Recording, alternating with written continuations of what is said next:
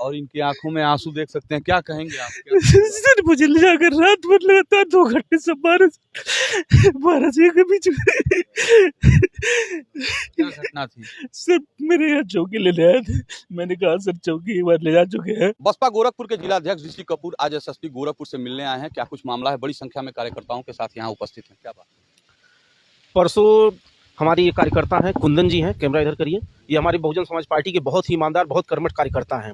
इन्होंने अपनी रोजी रोटी चलाने के लिए एक छोटी सी फर्नीचर की दुकान बेलीपार थाने के अंतर्गत इन्होंने खोलने का काम किया है और उसी से अपना हर दिन का रोजी रोटी ये चलाने का काम करते हैं। 2 महीने पहले बेलीपार थाना के एक कांस्टेबल ने आकर के इनसे एक चौकी इनकी दुकान से लेने का काम किया और उस चौकी का पैसा कांस्टेबल ने नहीं दिया था। 2 महीने बाद परसों फिर वही कांस्टेबल दिन में लगभग 3:30 बजे के आसपास इनकी दुकान पर आते हैं और आकर के इनसे एक और चौकी मांगने का काम करते हैं। जब इनसे चौकी मांगा गया तो इन्होंने बस यही गुनाह कर दिया, इन्होंने ये कह दिया भैया आपका पहले भी आप हमसे एक चौकी लेकर के जा चुके हैं, उसका पैसा आपने नहीं दिया है, कम से कम ये जो आप चौकी लेकर के जा रहे हैं इसका पैसा हमको दे दीजिए। इसी बात पर ये बात उस कांस्टेबल को नागवार गुजरी और उस कांस्टेबल ने इस बात पर सीधे इनको गाली देते हुए, जाति सूचक शब्दों का प्रयोग करते हुए कि तुम्हारी औकात कैसे हो गई कि तुम पुलिस वालों से पैसा मांगते हो, तुम जानते हो पुलिस वाले कहीं पैसा देते हैं। इस बात को कह करके उस आदमी ने इनसे हाथापाई करना शुरू कर दिया और इनको थप्पड़ मारना शुरू कर दिया। जब उस कांस्टेबल ने इनको थप्पड़ों से पीटना शुरू किया, ये उस दुकान से निकल करके बाहर आते हैं और उन्होंने एक छोटी सी वीडियो भी बनाई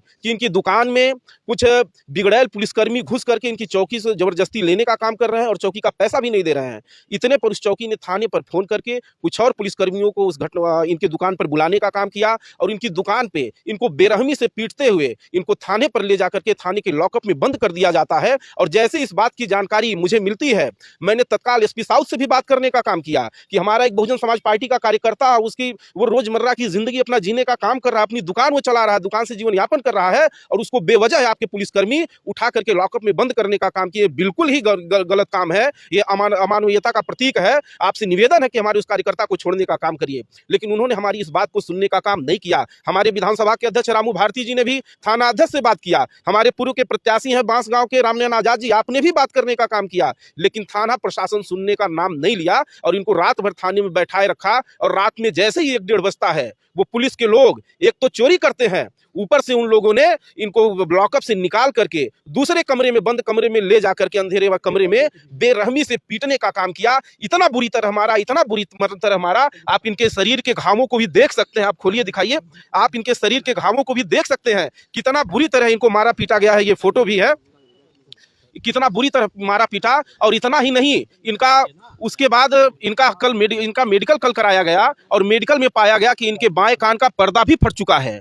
और इसी प्रकरण को लेकर के पुलिस की इसी हैवान, देखिए कितने दाग इस पे पड़े हुए हैं, पुलिस की इसी हैवानियत के खिलाफ आज हमने एसएसपी साहब से मिलने का काम किया और एसएसपी साहब से मिल करके हमने मांग किया है कि जो दोषी पुलिसकर्मी हैं उनके खिलाफ सख्त से सख्त कार्रवाई हो। इस बात की जानकारी हमने हमारे राज्यसभा के सांसद आदरणीय रामजी गौतम साहब को भी देने का काम किया। उन्होंने भी उत्तर प्रदेश सरकार को, साथ में एसएसपी महोदय को और उसके साथ में यूपी पुलिस को भी ट्वीट करने का काम किया, जिसको एसएसपी महोदय ने संज्ञान में भी लेने का काम किया है। और अगर उन दोषियों के खिलाफ कार्रवाई नहीं होती है तो ये बहुजन समाज पार्टी के कार्यकर्ता चुप रहने वाले नहीं हैं। ये बात यहां से लगाए सदन तक गुजरने का काम करेगी और हर हाल में अपने बहुजन समाज पार्टी के कार्यकर्ताओं की हिफाजत करने का काम करेंगे और आपको न्याय दिला करके ही मानेंगे। आप देख सकते हैं कि किस तरह से ये शख्स जो है पुलिसिया जुल्म का शिकार हुआ है और इनकी आंखों में आंसू देख सकते हैं। क्या कहेंगे आप? सर मुझे ले जाकर रात भर लगातार 2 घंटे से 12 से 1 के बीच में क्या घटना थी? सर मेरे यहाँ चौकी लेने आए थे।